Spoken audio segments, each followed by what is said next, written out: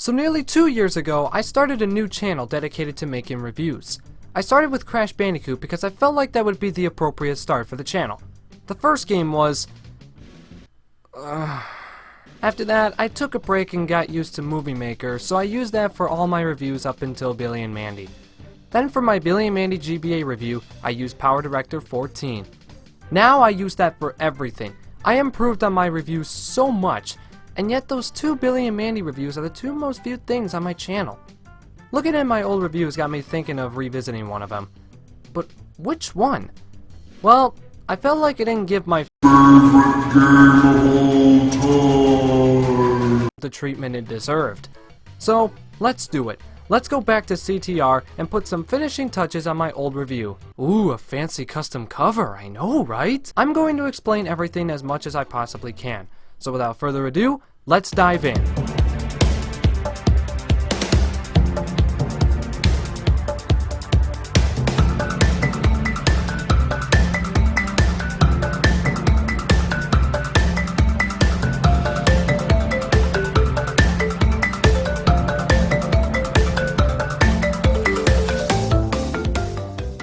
How's it going, guys? John's Reviews here, and today is a special day because I'm going back to Crash Team Racing, aka my favorite game of all time. Don't worry, that's the last time I use that joke. Now remember, guys, favorite is not synonymous with best. By no means is CTR the best game ever, it's just my personal favorite. Okay. The year is 1996, and Naughty Dog was given the task by Universal Interactive to make a PlayStation mascot and potential competitor with Mario and Sonic. As a result, Crash Bandicoot was born. When the first game released, rumors of a sequel started spreading, and in 1997, the rumors were true. Crash Bandicoot 2 was released, and Naughty Dog started working on CTR first, but then went back to make and release Crash Warped in 1998.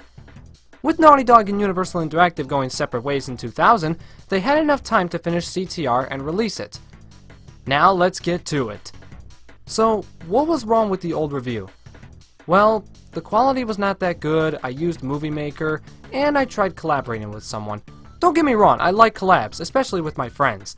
But I felt like me and Sterling didn't really work out. We both sounded like we were reading the script. So this time, it's gonna be different. First thing we have to cover is the story. Wait, a kart racer with a story? Huh. Yeah, this is where the similarities with Mario Kart ended.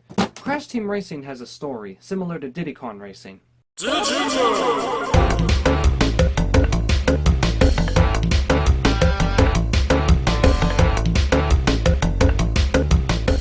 Already? Okay.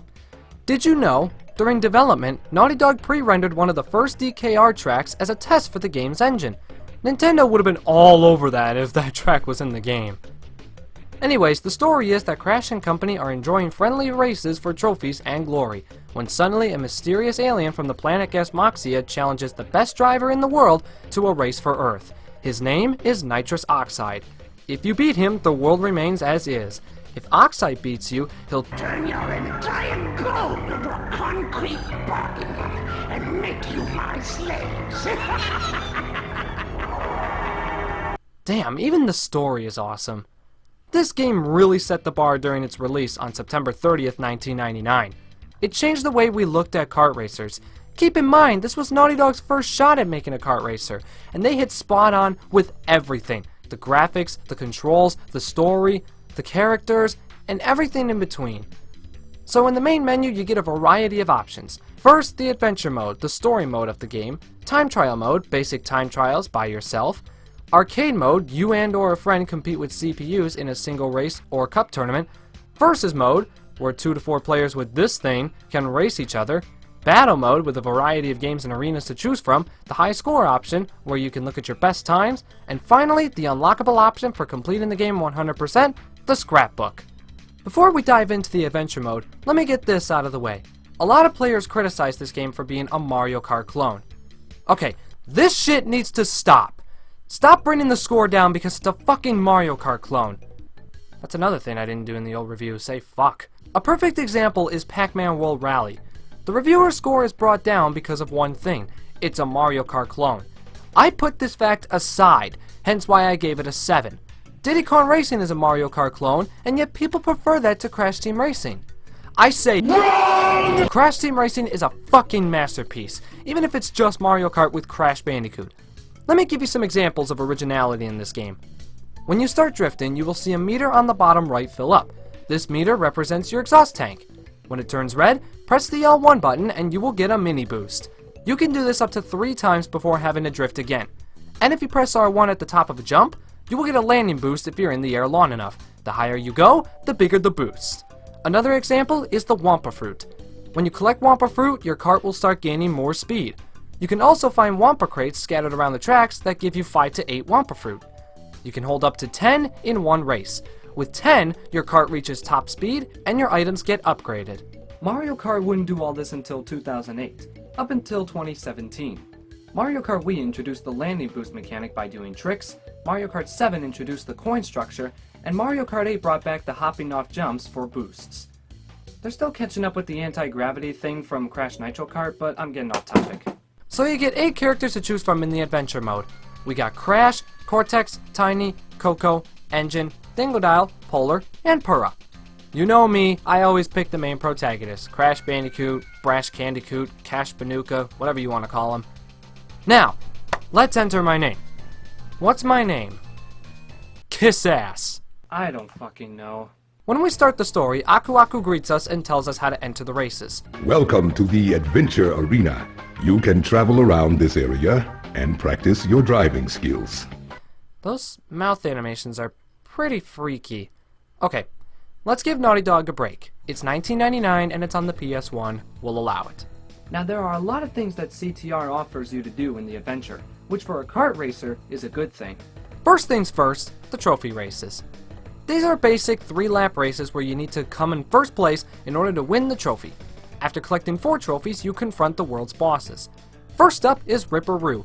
Now you will probably want to brush up on your driving skills before doing these, because these boss races are going to give newcomers a hard time. I remember as a kid being stuck on Pinstripe. Anyways, the other reason these bosses are a little hard is the fact that they like to spam a specific item. In this case, Ripperoo lays TNTs all over the place. After you beat Ripperoo, you unlock the second world, and you get a boss key. Collect 4 and you can face Oxide. You can also go back to the previous tracks to get extra stuff. More on that later. The second boss is Papu Papu. He likes placing Dr. Nitrous Brio! Potions all over the track.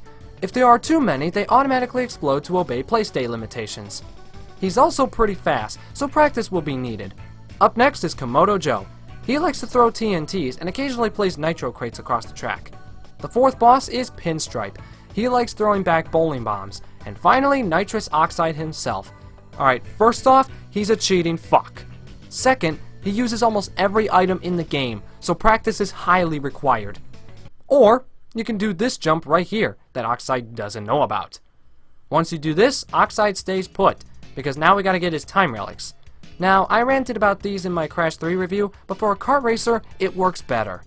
But the relics aren't the only requirements in this game. We also have Ctr Tokens, and the gems make their return. The Ctr Tokens require you to find and collect the scattered letters C, T, and R. After this, you have to win the race. The AI is a little better, so some practice will be needed. The time relics are just like from Crash 3. You go through the track while getting the best time. Time crates can also be broken to stop the clock for up to 3 seconds. When you finish the race, you're awarded a relic based on your time. If it's acceptable, you get Sapphire. If it's good, you get Gold. And if it's excellent, you get Platinum, the best in the game. As a bonus, if you can break all the time crates within the track, the game subtracts 10 seconds from your time. If you're 10 seconds within the Platinum time, this is a huge lifesaver. Then you get the purple tokens in the battle arenas. You get these by collecting all the scattered crystals within the arena in an allotted time limit. When you collect 4 of the same color, you unlock that color gem to be collected. The gems serve as cup tournaments similar to the Trophy Grand Prix in Diddy Kong Racing, except you don't race the 4 tracks in the same world. You race the 4 tracks that have that specific color that corresponds to the gem. For example, the Red Gem Cup has you racing at the 4 tracks that had a red CTR token: Crash Cove, Mystery Caves, Blizzard Bluff, and Papu's Pyramid. Now you're probably asking, what about the Purple Gem Cup?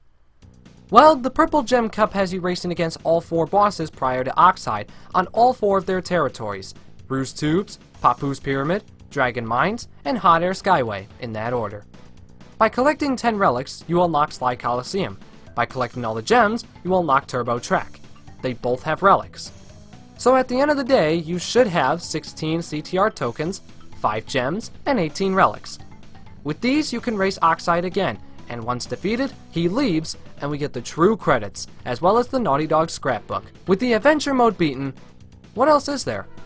Well, there's the arcade mode, where you can pick a character and track and race. The tracks are themed around environments from the original trilogy. Battle mode also has really fun things to do, including deathmatch, last car driving, and time battle. You can even pick teams if you wanted to. Now there are a lot of unlockables in this game.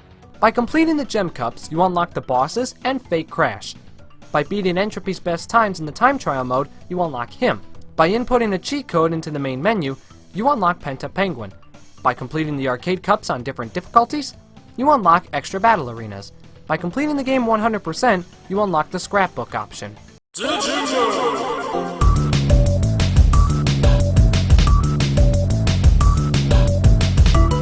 Did you know? Naughty Dog programmed cheat codes for everything in the game. Yes, you can unlock everything in the game without even playing it. However, if you don't have time to beat the adventure mode and you don't want to cheat, 17 out of the 18 tracks and 8 characters are available from the get-go. In the time trial mode, you compete with the best times recorded by Entropy and Oxide. There is no reward for beating Oxide's best times, but it still feels nice to beat them, because they give you a sense of accomplishment. You cannot, however, play as Oxide without using GameShark codes, even though IGN and GameFAQs.com claim that you can. Fucking liars. This was due to limitations of the playstay. There's even a cheat code to play the hidden Spyro 2 demo. Is it too late to start playing CTR? No, it isn't. This game is old by new generation standards, but fans of the PS1 still find themselves coming back to this game in 2017, including myself.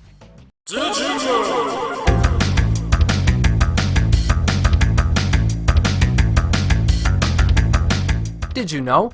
In the PAL version of CTR, Penta Penguin has all of his stats maxed out. He's a regular racer in NTSC regions, but in PAL regions he is overpowered. Did you also know that Dragon Mines didn't have any Wampa Fruit in the beta version? Well, now you do. As far as the rumors go, I would like to see Vicarious Visions try to reinvent CTR on the PS4 the way they did the Insane Trilogy. Hopefully it'll be a turbocharged extravaganza. On the other hand, I hope it doesn't turn out like Crash Nitro Kart. And with that, I have successfully revisited Crash Team Racing. This game has a whole lot of replay value. The adventure mode is great, the bosses are memorable, the soundtrack is awesome, especially the boss race theme, and this game is my Get the fuck out of here! Anyways, I fucking love this game, and I still do to this very day. And again, favorite does not mean best. There are much better games than CTR out there, it's just my personal favorite. And having friends over to play this game is always fun as well. Is CTR's final score still a 10? Absolutely. Yeah, I wish I could play as Oxide, but there are other characters I can play as anyways, so it doesn't really bother me. Besides, you can play as him in Crash Nitro Kart, right? Well, I'm glad I came back to fully review this game, and I hope you enjoyed me revisiting it. So make sure to leave a like, comment, favorite, and subscribe to the channel, it definitely helps out. Thanks for watching and have a great rest of your day. This has been John's Reviews.